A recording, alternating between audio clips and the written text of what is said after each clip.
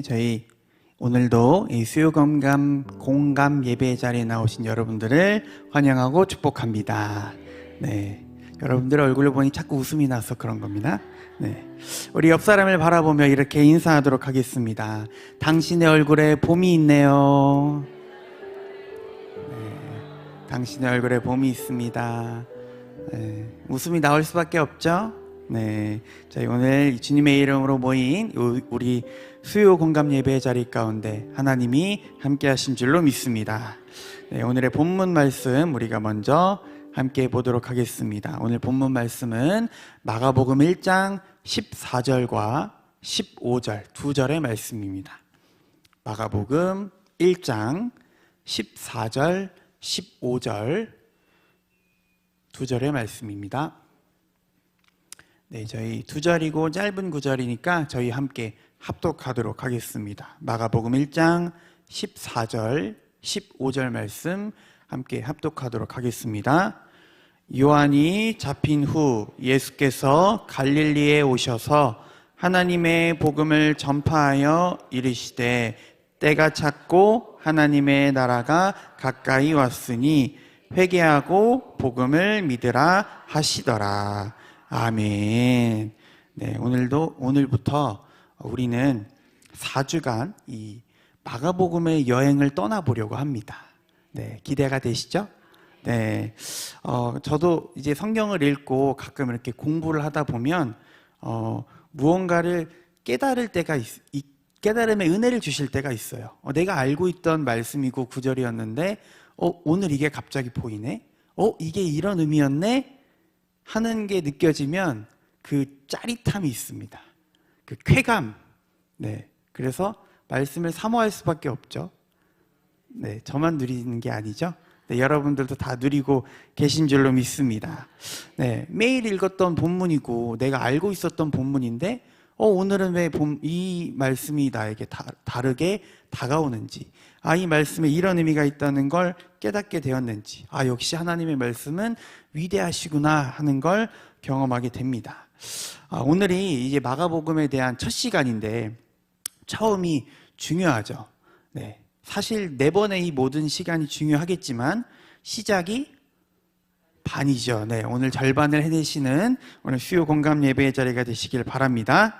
네, 그래서 오늘 우리가 읽은 마가복음 1장 14절부터 15절의 말씀은 매우 중요한 부분이에요. 어떤 말씀이냐면 예수님이 첫 메시지로서 말씀하시는 부분이 오늘의 말씀이거든요.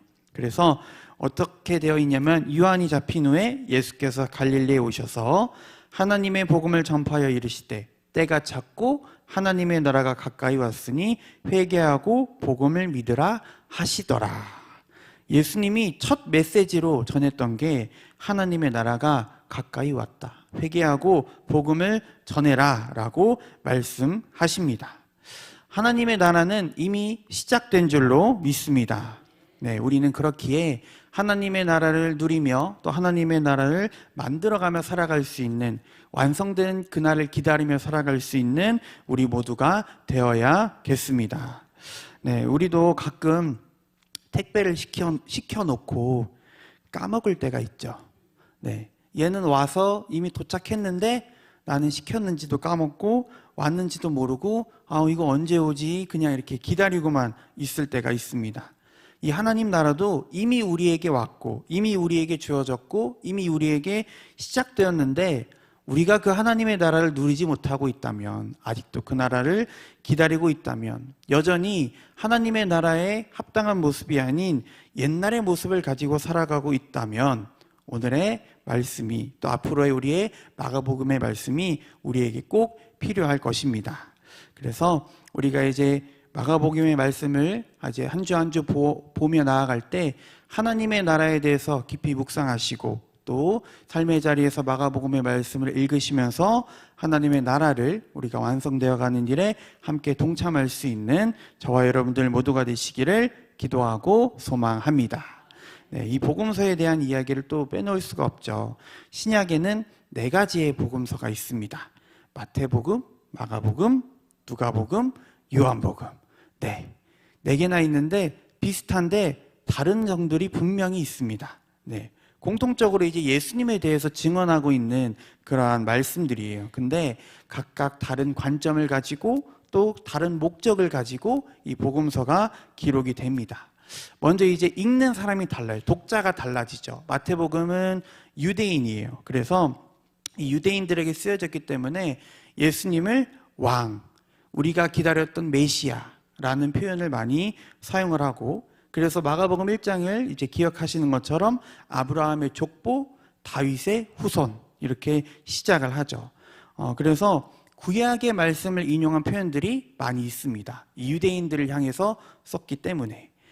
그리고 마가복음은 로마인과 이방인들을 향해서 썼습니다. 그래서 마가복음은 이제 우리가 말씀을 보면 아시겠지만 긴급한 복음이라고도 불러요. 되게 행동의 서술적인 표현들이 많이 있고, 그리고 예수님이 이곳 가서 이 사역하셨고 저곳 가서 저 사역하셨고 이런 역동성이 드러나는 본문이기 때문에 이 마가복음은 또 긴급한 복음이라고도 부릅니다. 그래서 고난받는 종 예수님에 대한 모습을 많이 묘사하고 있습니다. 이제 마가복음은 더 뒤에서 보도록 할 거고, 누가복음은 헬라인과 이방인들, 그래서 우리를 구원하시기에 오신 분이 예수 그리스도, 그래서 소외된 계층들을 향해서 많은 묘사들, 예시들, 비유들이 들어가 있습니다. 그래서 선한 사마리아인의 비유, 또 탕자의 비유, 이런 비유의 사건들을 기록하면서 소외된 사람들도 여전히 예수 그리스도로 인하여 구원받을 수 있다라고 전해지고 있고, 또 요한복음은 모든 교회를 향해서 이제 적혀 있는 그러한 본문인데 예수님을 하나님의 아들로 이제 기록을 하고 있습니다. 그래서 마태, 마가, 누가복음은 사건 중심으로 많이 이제 전개가 되는데 요한복음은 해석, 의미에 대한 기록들이 많이 있어요. 그래서 이제 나는 뭐뭐이다, 나는 양의 문이다, 나는 포도나무다, 이런 것들, 이런 표현들에 대한 의미에 대해서 요한복음이 많이 전하고 있고, 그래서 예수님을 단순히 뭐 랍비, 선생 이 정도가 아니라 하나님의 아들이신 이유를 이제 요한복음에서는 이제 보여주고 있습니다. 우리에게 왜 이 사복음서가 다 필요하냐면 예수님을 입체적으로 볼 수 있기 때문이에요. 왕으로서 오신 예수님, 동시에 우리를 섬기기 위해, 헌신하시기 위해 고난받는 종으로서 오신 예수님, 그런 예수님을 믿는 자들에게 어떤 모습이 있어야 되는지, 그리고 예수님의 본질, 하나님의 아들로서의 예수님은 어떠한 분인지에 대해서 사복음서는 하나하나 설명해 주고 있기 때문에 이 복음서 4개가 모두 우리에게 필요한 말씀이죠. 그 중에서도 이 요한복음을 제외하고 아까 말씀드렸던 것처럼 마태, 마가, 누가 복음을 이제 묶어서 이제 나란히 놓고 볼 수 있는 복음서라고 해서 이제 공간복음이라고도 부릅니다. 그래서 거의 같은 사건을 설명하고 또 비슷한 구조를 가지고는 있는데 표현도 다르고 순서도 달라요. 그리고 강조하는 부분이 달라요. 아까 말씀드렸던 것처럼 마태복음은 왕으로서 오신 예수님을 강조하는가 하면, 이제 마가복음은 이제 고난받는 종으로서 오신 예수님을 강조하는 그러한 특징적인 차이가 있습니다. 이 사복음서에 대한 우리가 이 정도의 견해를 가지고 또 배경을 가지고 오늘 마가복음을 함께 볼 건데, 마가복음이 로마 교회, 로마인들 그리고 이방인들을 주 독자층으로 보고 쓰여진 그런 기록이에요. 그래서 당시의 이제 문화나 당시의 역사적인 배경을 알아야 되는데, 로마 제국은 황제 중심의 이제 세계관을 가지고 있습니다. 힘을 가지고 권력을 가진 사람이 승리하는 시대. 그래서 실제로 예수님을 믿는 자들이 박해를 당했던 시대입니다. 그래서 역사적으로 봤을 때는 이 네로 황제의 기독교 박해가 있습니다. AD 64년에 이 로마의 도시에 원인모를 화재가 있었어요. 이 화재가 얼마나 컸냐면 도시의 3분의 2가 불에 타고 수천 명이 사망하고 또 그에 따른 수많은 이재민들이 발생했던 그러한 사건입니다. 그런데 이 화재의 원인에 대해서 사람들이 이제 의견이 분분한 거예요. 누가 냈냐? 누가 반란을 일으킨 건 아니냐? 아니다. 이 네로 황제가 일부러 낸 것이다. 이런 의견이 분분할 때 로마 황제가, 네로가 책임을 기독교인들에게 돌리기 시작합니다. 왜냐하면 그들은 이제 소수 집단이었어요. 당시에 소수 집단이었고 이제 막 유대교에서 분리된 이제 막 세력을 키우게 된 그런 종교, 그리고 로마 사회에서 그들의 모습은 이상한 집단이에요. 예수님의 몸과 피를 먹는 그 성찬이 진짜 사람의 몸을 먹는 게 아니냐, 식인의 모습이 아니냐, 이런 것들. 황제를 신으로 인정하고 모셔야 되는데 여기는 황제를 신으로 모시지 않는 반역자들의 집단이다 하는 것들로 희생양으로 딱 좋은 그런 대상이 기독교인들이었습니다.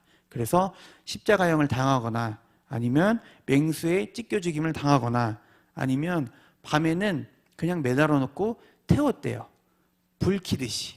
네, 그런 정도의 잔혹한 처형 방식을 겪어야만 했습니다.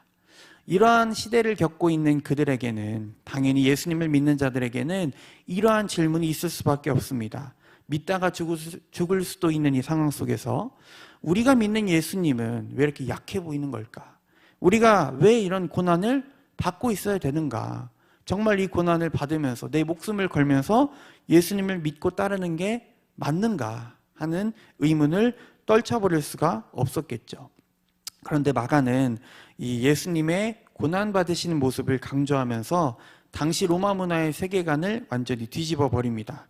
예수님은 힘으로 이 땅에 오신 게 아니라 섬기기 위해서 이 땅에 오셨고, 지배하기 위해서가 아니라 희생으로 우리를 위해 오셨고, 승리가 아닌 십자가를 지심으로 우리에게 복음을 전하셨다는 걸 마가는 이 마가복음을 통해서 전해주고 있는 것이죠.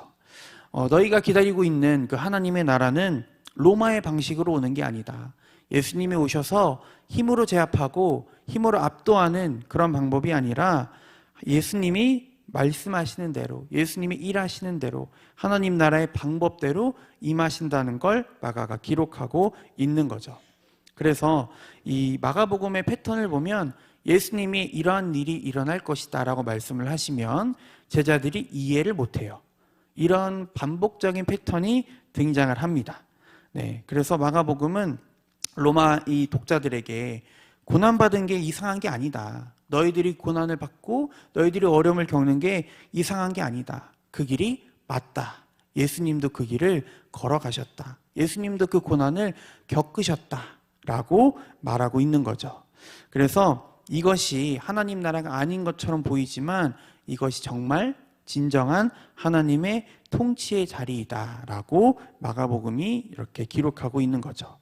이러한 배경 속에 우리가 오늘의 말씀을 보면 아까 마가복음이 행동이 빠르고 긴박해서 또 역동적이어서 무슨 복음이라고 부른다고 했었죠? 감사합니다. 긴급한 복음. 네, 긴급한 복음이에요. 네, 잘 따라하고 계신 거죠? 네, 긴급한 복음이에요. 자, 왜냐하면 이 마가복음에는 행동을 중심으로 이제 막 서술하고 있는 표현들이 많이 있어요. 그래서 막 좋은 말씀, 설교를 전하는 느낌보다는 현장을 중계하는 느낌이 많이 강합니다. 그래서 특히 이제 마가복음의 시그니처 단어가 있어요. 이제 유디스라는 헬라어인데 이 유디스라는 헬라어에는 즉시, 곧, 지체 없이 이라는 의미가 있어요. 그래서 이 단어가 다른 복음서, 마태복음에는 7번, 그리고 누가복음에는 안 쓰였고, 그래서 이 마가복음에는 40번이 넘게 등장을 합니다.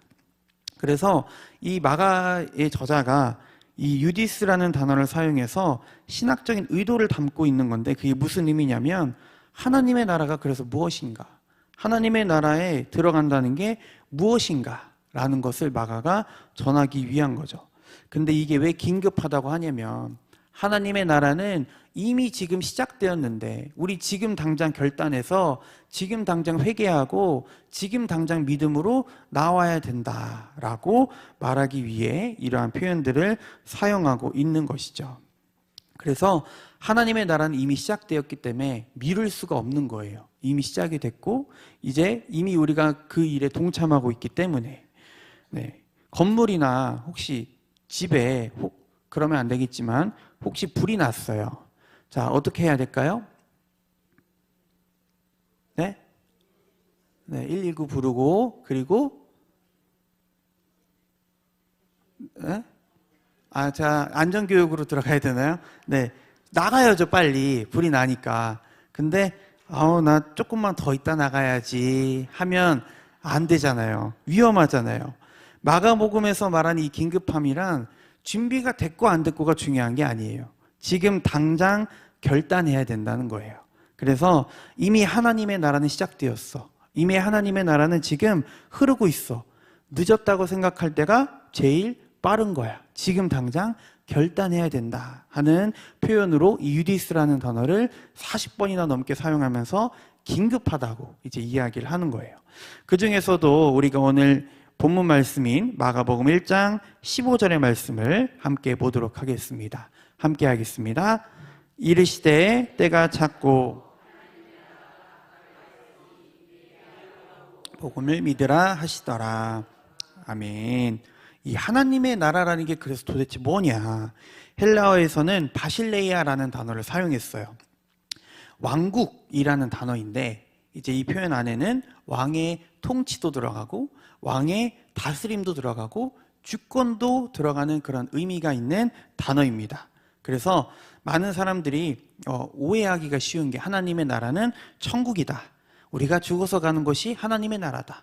이기도 하지만 이제 마가복음에서 말하는 하나님의 나라는 공간이 아니에요. 장소가 아니라 현재적으로 하나님이 우리를 통치하고 계신 사건으로서 하나님의 나라를 전하고 있습니다. 그래서 15절 말씀에 하나님의 나라가 가까이 왔다. 이제 공간적으로 가까이 왔다의 의미가 아니라 하나님이 우리를 다스리고 계신다. 우리를 통치하고 계신다. 하나님의 나라가 시작되었다. 우리에게 영향을 주고 있다라는 표현이 오늘 우리가 읽은 본문의 말씀입니다. 그래서 이 표현들을 또 어디서 볼 수 있냐면 이 마가복음에는 하나님의 나라가 어떤 곳인지를 또 어떤 것이 드러나는지를 알려주고 있는데 몇 가지 구절을 보면 마가복음 1장 27절에 회당에 귀신 들린 자를 예수님이 쫓으실 때 마가는 이 사건을 이렇게 전달해요. 다 놀라 서로 물어 이르되 이는 어찌미냐 권위 있는 새의 교훈이로다. 더러운 귀신들에게 명한즉 순종하는도다 하더라. 귀신이 예수님의 말씀에 순종하는 곳, 그 말씀을 따를 수밖에 없는 곳, 그곳이 하나님의 나라, 하나님의 통치가 있는 곳이다. 그리고 또 이어서 이제 되어 있는데 마가복음 9장 1절 말씀을 보면 또 그들에게 이르시되 진실로 너희에게 이르노니 여기 서 있는 사람 중에는 죽기 전에 하나님의 나라가 권능으로 임하는 것을 볼 자도 있느니라 하시니라. 죽기 전에 볼 자들이 있대요. 지금 아직 완성은 안 돼 있어요. 하나님의 나라는 우리와 함께 있고 이미 시작되었지만 아직은 완성이 안 돼 있으니 우리가 그거를 볼 자도 분명히 있을 거다. 더러운 귀신들에게 명령하고 또 그들이 그 말에 순종하는 것, 하나님의 권위, 하나님의 통치, 하나님의 왕권이 드러나는 그러한 하나님의 나라, 아직 시작되진 않았지만 아직 완성은 되지 않은 하나님의 나라. 이 마가복음 13장 26절에서도 이렇게 전합니다. 그때에 인자가 구름을 타고 큰 권능과 영광으로 오는 것을 사람들이 보리라. 네, 아멘. 아직 완전히 이루어지지 않은 상태. 그 하나님 나라가 지금 너희에게 주어져 있다. 그래서 아직도 현재 진행형이라는 것을 마가는 알려주고 있어요. 그래서 우리는 그 하나님의 나라의 완성을 기다리는 자로 살아가는 우리가 되어야 한다는 것입니다. 근데 이거에 그냥 마냥 주님 다시 오실 때만 기다리는 게 아니라 우리의 삶의 모습에 하나님의 나라가 드러나야 된다는 거예요. 우리들의 삶의 모습에 하나님의 통치가, 하나님의 다스림이 드러나야 한다는 것입니다. 그래서 어떠한 삶을 살아가야 되냐면 하나님 나라는 그 하나님이 말씀하시는 것에 결단하는 자, 말씀 앞에 반응하는 자, 그런 사람이 들어갈 수 있다는 거예요. 그래서 오늘 우리가 읽은 마가복음 1장 15절 말씀에 이렇게 전하고 있습니다. 이르시되 때가 찼고 하나님의 나라가 가까이 왔으니 회개하고 복음을 믿으라 하시더라. 아멘. 회개하고 복음을 믿어라. 하나님 나라 앞에서는 당연하게 요구되는 것이 바로 이것이죠. 회개하고 복음을 믿어라. 이러한 표현이 마가복음에는 반복적으로 등장합니다. 하나님 나라에 동참하는 건 이러한 삶을 살아야 돼. 마가복음 8장 34절을 보면 내가 진실로 너희에게 이르노니 누구든지 하나님의 나라를 어린아이와 같이 받들지 않는 자는 결단코 그곳에 들어가지 못하리라 하시고, 하나님의 나라는 예수님의 제자된 길을 걸어가는 자가 하나님의 나라에 들어갈 수 있다고 합니다. 마가복음 10장 15절에서도 내가 진실로 너희에게 이르노니 누구든지 하나님의 나라를 어린아이와 같이 받들지 않는 자는 결단코 그곳에 들어가지 아니하리라 라고 말씀하신 거, 그러한 것들, 어린아이와 같은 믿음과 태도가 있어야 한다. 당시에 가지고 있던 가치관, 로마가 가지고 있던 가치관을 바꿔야 한다. 그것이 하나님의 나라에 들어갈 수 있는 길이다 라고 마가는 전하고 있는 거죠. 이렇게 하나님의 나라가 이제 마가를 통해서 선언되고 또 우리에게 주어져 있고 시작되었다고 했을 때 우리는 완성될 그날을 기다리며 하나님의 다스림과 통치를 받으며 살아가는 자가 되어야 합니다. 그래서 아까 말씀드렸던 것처럼 이 마가복음의 특징 중에 하나가 사건들 중심이고 또 예수님의 사역을 따라가는 그런 모습들이 있는데, 이게 그냥 예수님의 능력을 드러내기 위한 자리가 아니라 예수님의 능력을, 예수님의 십자가를 따라가고자 하는 우리의 반응이 있어야 된다고 마가는 이야기하고 있는 것이죠. 하나님의 나라는 이미 지금 우리에게도 시작된 줄로 믿습니다. 우리 삶의 자리에서도 하나님이 역사하고 계신 줄로 믿습니다.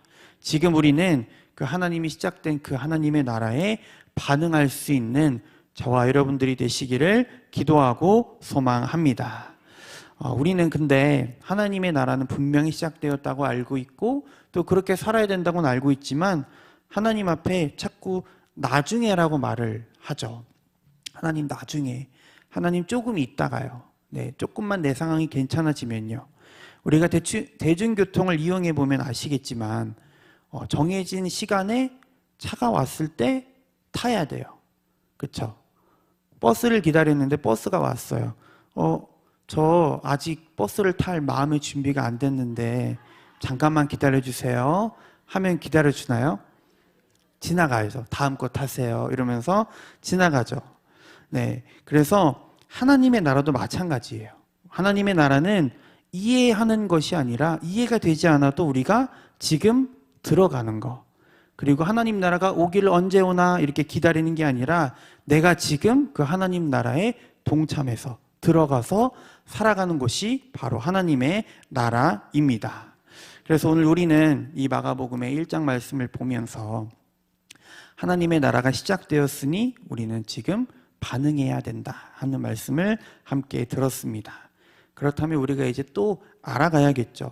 하나님의 나라가 시작되었으면 그 나라가 도대체 나의 삶에 무엇을 바꿔주는데, 무엇이 나에게 도움이 되는데 하는 질문이 들죠. 말만 하나님의 나라가 아니라 정말 그 하나님의 나라라는 게 나의 삶을, 우리의 삶을 다스리시는 그 힘이 진짜 있는 걸까 하는 의문이 듭니다. 그래서 우리가 정말 죄를 하나님의 나라 가운데 이길 수 있는가에 대한 질문을 다음 주에 보도록 하겠습니다. 네, 다음 주에는 우리가 예수님이 한 사람의 인생을 바꾸시는 이야기를 함께 볼 거예요. 사람들이 예수님께 죄를 사하는 권세가 어디 있느냐라고 물었을 때 예수님은 그 질문에 대답하시기보다 하나님의 나라가 단순히 말로 우리 하나님의 나라가 시작됐어, 살아야 돼, 이러한 말이 아니라 실제 권세라는 걸 우리가 다음 주에 말씀을 통해서 함께 보도록 하겠습니다. 네, 오늘 이 시간 우리에게 주신 말씀 기억하며 함께 짧게 기도했으면 좋겠습니다. 하나님, 우리는 이미 주어진 그 하나님의 나라를 누리지 못하고 또 옛 방식과 또 옛 마음으로 살아가고 있었던 그 나의 부족한 모습들을 고백합니다. 때가 찼고 하나님의 나라가 가까이 왔다고 말씀하셨지만 나는 그 말씀 앞에 순종하기보다 나중에 조금만 있다가 라고 미루기도 했습니다. 주님, 그렇지 않고 지금 당장 주님 앞에 회개하고 복음을 믿는 자가 되게 하시고 다시 주님의 통치 앞에 나아갈 수 있는 우리가 되게 하여 주시옵소서. 삶의 주인이 내가 아니라 주님이심을 내가 인정하게 하시고 내 생각과 기준이 아니라 하나님 나라의 방식으로 살아가게 해달라고 우리 주여 한번 외치고 간절히 기도하도록 하겠습니다.